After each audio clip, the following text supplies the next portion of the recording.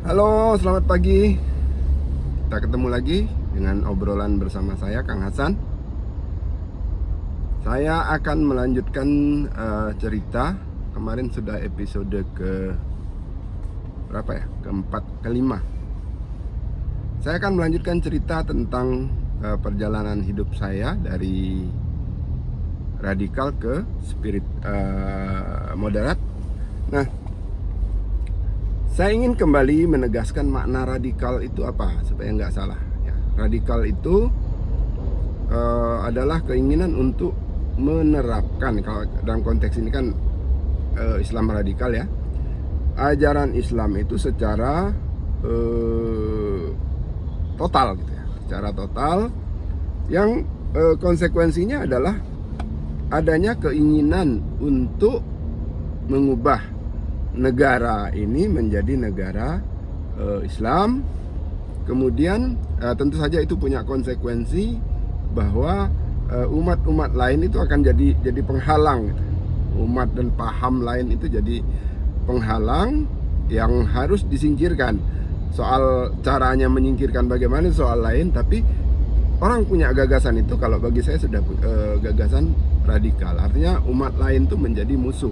Ini poin terpenting dalam interaksi harian kita dengan orang lain. Nah, saya masih ingin lanjutkan dengan periode ketika saya mulai kuliah di Jogja. Jadi kemarin di episode sebelumnya saya sudah ceritakan bahwa saya mulai sering diskusi, sering mengaji gitu ya. Nah, salah satu poin penting dalam pikiran saya waktu itu adalah menjalankan Islam itu jangan setengah-setengah. Tidak boleh, karena ada ayat yang melarangnya ya. Ayat yang melarangnya justru yang beriman sebagian dan menolak sebagian itu adalah kafir yang sekafir-kafirnya. Nah, masih dalam lanjutan dengan gagasan itu, tadi saya dapat materi itu dari pengajian kecil ya, diskusi kecil dengan kawan yang seangkatan waktu itu, seangkatan kuliah. Nah, kemudian saya selalu mencari tempat-tempat diskusi. Setiap ada pengajian, ceramah gitu, saya datangi, saya ikut. Saya ingin menambah pengetahuan saya gitu ya. Banyak pengajian yang saya datangi. Nah, saya juga mulai aktif di kegiatan keislaman, yaitu Jamaah Salahuddin ya. Saya aktif, mulai terlibat di situ, dan ketika semakin intens terlibat di situ, secara informal ada tuntutan untuk ngaji gitu ya. Jadi jangan cuman jadi aktivis yang ngurusin kegiatan saja, tapi ilmu agamanya harus diperdalam gitu. Nah, yang ngasuh pengajian itu juga ya senior mantan pengurus Jamaah Salahuddin. Cuman ya materinya apa kan, begitu masalahnya. Nah, materinya ini kalau saya pahami sekarang adalah materi-materi yang diajarkan oleh organisasi Ikhwanul Muslimin di Mesir gitu ya. Tidak secara spesifik disebutkan membahas buku apa gitu, nggak pernah disebutkan buku apa yang dibahas ini, tapi materinya juga tidak berupa pengajian umum seperti yang kita temukan di kajian-kajian di luar gitu. Kalau di luar itu kan orang bahas bagaimana beriman pada Allah, bagaimana beribadah yang benar, gimana berbuat baik. Kalau kajian-kajian ini spesifik soal bagaimana mendirikan khilafah, bagaimana membangun jamaah. Jadi tadi kan saya sudah menerima gagasan bahwa Islam itu harus dijalankan secara utuh. Nah, di sini dalam kajian-kajian ini lebih spesifik lagi. Nah, tone-nya sama, ya, nadanya sama. Jadi ustadz itu atau murabi istilahnya mengajarkan bahwa Islam itu bukan sekadar tuntutan beribadah, tuntunan tentang cara menyembah Allah dan sebagainya, tapi Islam itu sebuah sistem. Nah, yang tidak kalah penting adalah sejarah. Tadi saya belajar sejarah Nabi, sejarah para sahabat dan sebagainya. Murabi saya itu mengingatkan bahwa sejarah Nabi itu bukan sekadar narasi cerita dari beliau lahir sampai meninggal, tapi itu adalah rentetan ajaran yang didesain oleh Allah. Jadi hidup Nabi itu didesain untuk merefleksikan ajaran Islam. Ya, karena itu ada ayat yang mengatakan bahwa pada diri Rasulullah itu contoh teladan. Contoh itu tidak hanya contoh soal yang kecil-kecil, tapi contoh secara integral tentang kehidupan beliau.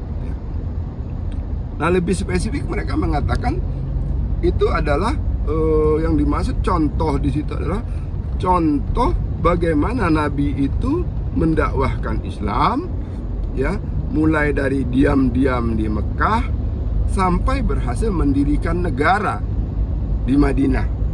Itu satu argumennya bahwa mendirikan negara itu wajib. Ya, karena Nabi mencontohkan begitu, kita nyontoh Nabi ya, mendirikan negara Islam, dalam hal ini khilafah, itu wajib menurut ajaran ini tadi.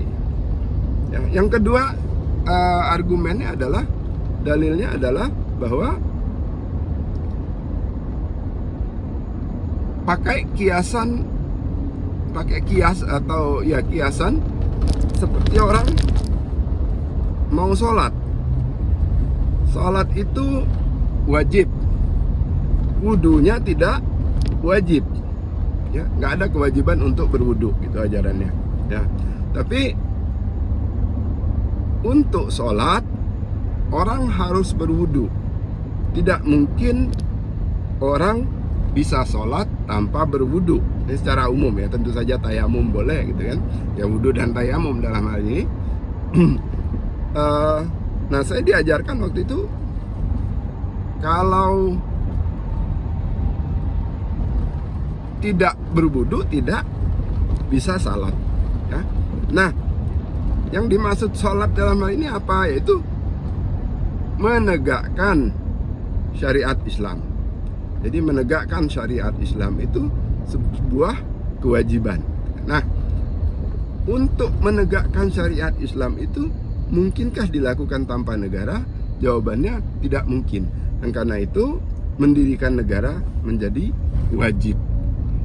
Itu satu hal, ya, satu poin penting dalam kajian-kajian itu. Nah, kemudian bagaimana format negaranya, itu pun harus mencontoh kepada apa yang sudah dipraktekkan oleh Nabi, yaitu negara berbentuk khilafah, ya, negara yang dipimpin oleh khalifah, ya, yang hukumnya adalah hukum Islam, syariat Islam, hukum yang dipakai, kemudian berbagai tata caranya harus mengikut pada tata cara yang diajarkan oleh Islam. Nah, dalam ajaran ini diajarkan bahwa ya kita sekarang itu dikiaskan dengan periode Mekah, ya. Waktu itu Soeharto masih berkuasa, zalim, ya, di Soeharto itu diibaratkan tadi, dikiaskan seperti orang-orang Mekah waktu itu yang memusuhi umat Islam, yang suka nginteli gitu kan, suka memenjarakan dan sebagainya, menyiksa, ya, diceritakan bagaimana Bilal misalnya disiksa. Jadi kita harus bergerak masih dalam fase rahasia, dakwah rahasia yang tidak muncul ke permukaan. Jadi kita diam-diam mengkader orang, ya, seperti Nabi waktu itu menyebarkan Islam secara diam-diam. Nah, kita sekarang ya di luar sana sudah banyak umat Islam, tapi dalam tanda petik mereka itu bukan umat Islam yang sadar soal gagasan khilafah tadi. Jadi masih harus didakwahi, harus diajak untuk bergabung di jamaah ini. Dan ancamannya serem waktu itu. Jadi dibacakan sebuah hadis, barang siapa yang mati dalam keadaan tidak berimam, tidak berjamaah, maka dia mati dalam keadaan kafir. Jadi kalau tidak ikut jamaah ini ya dianggap kafir gitu, tidak ikut memperjuangkan Islam gitu. Jadi ajarannya seperti itu. Nah, ini gagasan yang lebih detail tentang ajaran radikal tadi ya, ajaran yang lebih detailnya saya dapatkan di kajian-kajian ini. Saya lupa persisnya, tapi setidaknya 2-3 tahun gitu ya. Nah, tentu saja maksudnya 2-3 tahun saya ikut kajian ini. Nah, tentu saja dalam kajian itu selalu kita bicara tentang orang-orang kafir ya. Orang-orang kafir itu siapa gitu ya? Ya tadi, orang-orang Islam yang tidak punya gagasan atau tidak punya keinginan untuk menegakkan khilafah, itu pun ya masih bisa kita anggap sebagai muslim, tapi tidak sedikit dari mereka itu yang berperilaku seperti taghut gitu ya, berperilaku yang bertentangan dengan ajaran Islam. Selain itu ya seperti biasa kaum Yahudi dan Nasrani. Jadi waktu itu pemerintah dipimpin Soeharto itu dianggap pemerintahan taghut dan mewakili kepentingan orang-orang Kristen ya, kepentingan orang Kristen, dan mungkin terkait juga dengan gerakan Yahudi global dan sebagainya gitu. Jadi kesan yang dibangun waktu itu adalah kita umat Islam ini sedang dikerjain,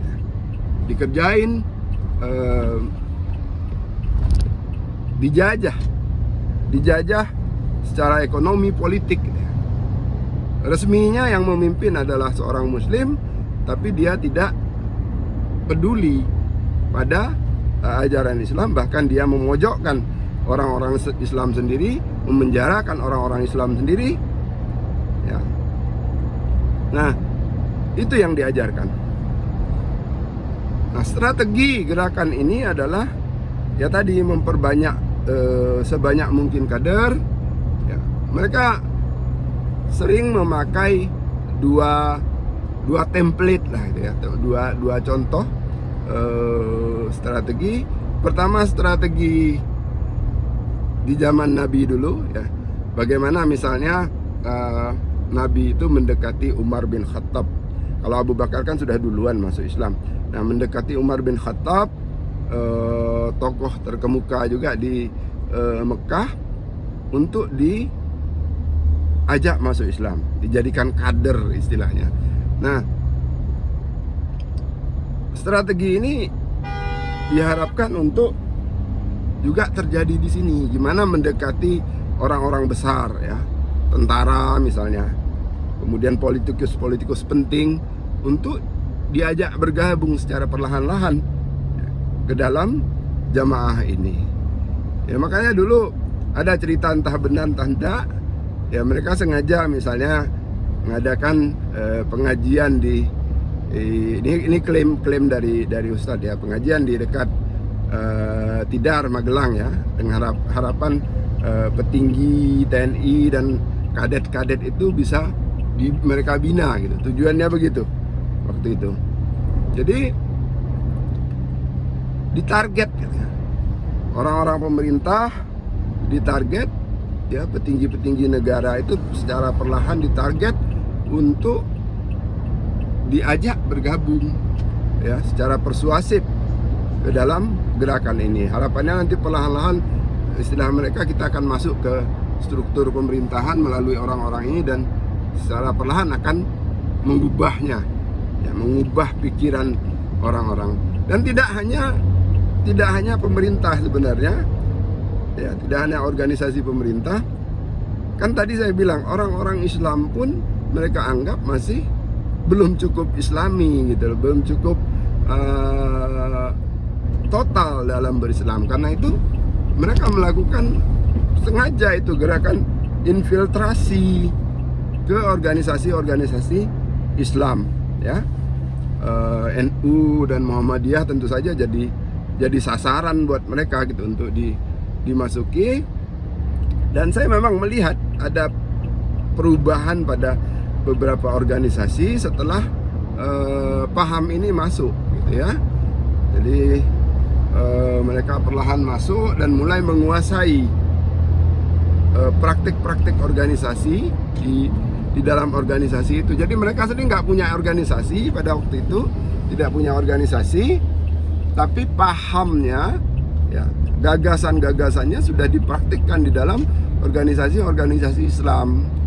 Ya, berapa tahun kemudian, ya, setelah saya tidak lagi aktif di situ, PP Muhammadiyah itu sampai pernah mengeluarkan surat edaran untuk mewaspadai gerakan ini karena memang sudah masuk ke Muhammadiyah, ya, sudah masuk ke Muhammadiyah, mewarnai sendi-sendi organisasi Muhammadiyah, ya, gagasan-gagasan mereka, sehingga sedikit banyak menimbulkan kekacauan atau ketidakstabilan di dalam Muhammadiyah sendiri. Karena itu waktu itu ada surat edaran untuk berhati-hati dalam menyikapi mereka dan segera istilahnya membersihkanlah Muhammadiyah dari unsur-unsur itu.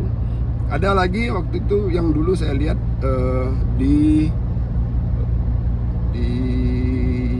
Bangil itu ya, organisasi di Bangil itu juga dipengaruhi oleh gerakan ini. Nah, gerakan ini apa? Ikhwanul Muslimin. Ikhwanul Muslimin, kalau sekarang orang ribut-ribut dengan Hizbut Tahrir, sebenarnya lebih luas infiltrasinya, lebih luas masuknya itu adalah Ikhwanul Muslimin, dan mereka tidak pernah seperti Hizbut Tahrir itu menyatakan diri kami Hizbut Tahrir. Enggak, Ikhwanul Muslimin itu enggak pernah bunyi. Ya wujud nyatanya sekarang itu partai PKS. Ya dulu pertama bikin Partai Keadilan, kemudian berubah namanya di Partai Keadilan Sejahtera. Itu cikal bakalnya dari pengajian-pengajian itu tadi, pengajian-pengajian yang juga saya ikuti tadi. Jadi saya pernah konfirmasi ke beberapa teman yang sekarang aktif di PKS, gimana cerita dulu kajian tentang khilafah itu kan? Nah, jawabannya macam-macam. Ya, ada yang mengatakan bahwa gagasannya telah mengalami moderasi, kita menempuh jalan ini sekarang. Kan ada juga yang mengatakan ya itu kan nanti gitu. Sekarang jalani ini dulu secara pragmatis. Ini yang mungkin, jadi sekarang jalani ini dulu gitu. Nah, jadi intinya ini bukan soal PKS, ini soal saya. Ya, saya waktu itu punya gagasan seperti itu, bahwa ya saya harus terlibat dalam pendirian khilafah. Entah bagaimana kontribusinya, pokoknya saya ingin terlibat dan saya ingin hidup saya abdikan untuk hidup dalam sistem khilafah tadi. Nah, ditambah tentu saja ya ada gagasan bahwa ya orang-orang kafir itu harus dihalangi, dicegah agar tidak mengganggu kita umat Islam. Begitu dulu episode yang ini. Nanti akan saya lanjutkan di episode berikutnya.